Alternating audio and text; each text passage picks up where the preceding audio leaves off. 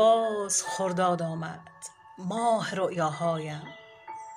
میروم تا ته یک خاطره دور و دراز، آخر مدرسه و فصل آغاز سفر، گاه کوچ و ییلاق. پیش از اینها خرداد چهره‌ای دیگر داشت، تابمان رفته ز گرما، همه بیتاب سفر. هر کسی ساک خودش را میبست، جعبه های میوه، کیسه های پر از آذوقه، رخت خواب تازه، پیت های پرنفت، همه چیز آماده. تا خود صبح نمیخوابیدیم، غرق رؤیا بودیم. قبل ما کوچ که برده است خدایا، نکند باز ما دیرتر از بقیه آنجا باشیم. پدرم از شب قبل بار را بسته مهیا شده بود، مادرم ما تا همان لحظه آخر به تکاپو مشغول.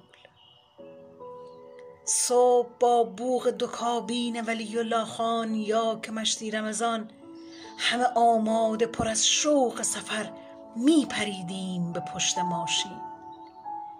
یک خداحافظی معنادار با حیات و کوچه، با درخت انجیر. قسمش می دادیم تا بیاییم دوباره پایین، چشم در راه بماند ما را. جاده ییلاقی، دال خانی، دره ریش و راز، شادی بی حدمان، خنده های پدرم، همه چیز عالی بود. بعد لیماک ده از جاده ای رؤیایی یک نفس می رفتیم تا بلندای گرسماسر زیبا و شگرف. نرسیده به محل دلمان می لرزید. مسجد آبجی و وقت دعا. مادرم ذکر به لب شکر خدا را می گفت، اینکه هر ساله شویم، اینکه سالم باشیم، اینکه با هم باشیم. سر میدان دم آرامگه آبادی همگی منتظر کوچ و مسافر بودند، همه خوشحال که کوچی تازه رونق آورده به همراه دوباره به محل. نه گرسماسر و همدشت، کمی آن سوتر گوزکش پیدا بود.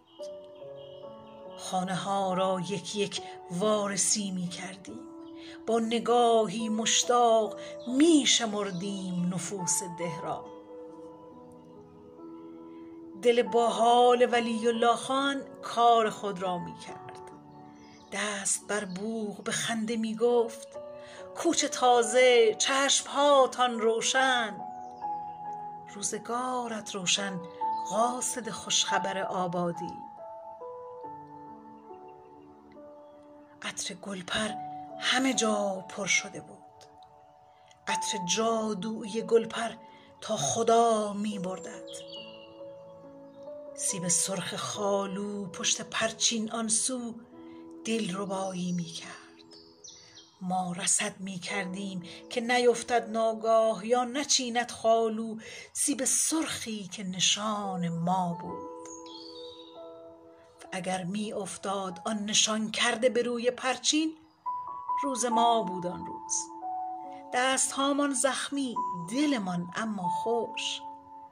فاتح طعم خوش سیب بهشتی بودیم. تشت گل آماده، مادرم خوب کمر را می بست و مهیا می شد تا که گل کار کند. دستهایش پر از اعجاز و توانمندی بود. لحظه ای چشم فرو می بندم، خاطراتی شیرین باز جان می گیرند. عطر کاه و گل و خاک، بوی مطبوع نمدهای اتاق، لذت لمس حصیر دیوار، حلبی آب پر از بابونه گرم و آماده برای حمام، چای تازه و کشتاب و عسل، دستها سرخ حنای کوهی، سینی پر ز لواشک بر بام، طعم توت شیرین لذتی رؤیایی، رنگ گلگون هلوی وحشی رب آلو و زرشک، کشف ناگاه شقاقل کندنش با سختی، سوزش تند گیاه گزنه، سرسره روی مقوا در سرازیری کوه. همه چیز عالی بود، همه چیز عالی بود. را کنار چشمه فولاد، رسم سر، جنگل، راشدان و دز کوه و سراگاه پر از برکت نام. همه جا خاطره بود، همش معجزه بود.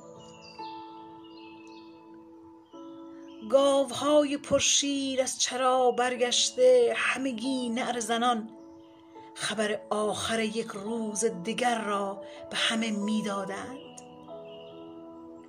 دم مغرب همگی تنگ به دست راهی چشمه آب.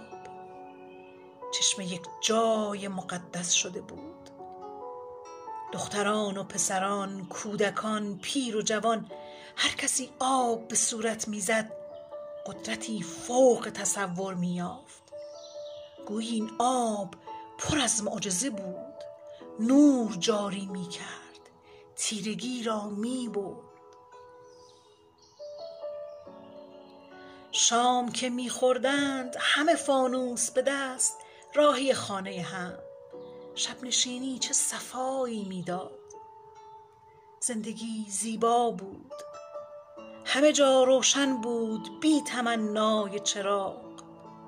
همه جا ایمن بود بی تمنای حصار و دیوار.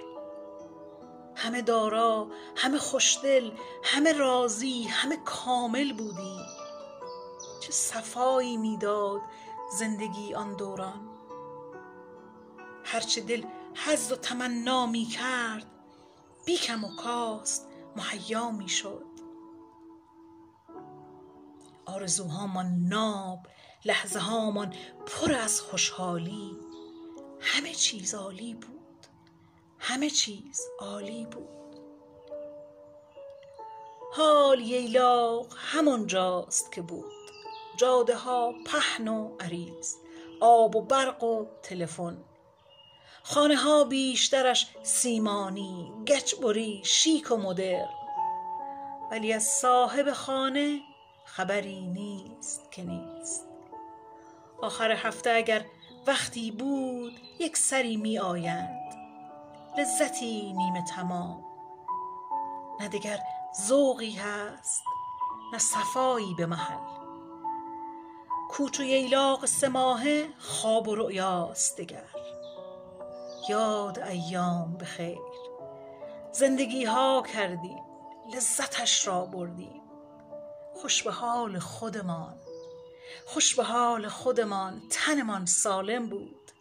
یاد ایام به خیر، یاد ایام به خیر.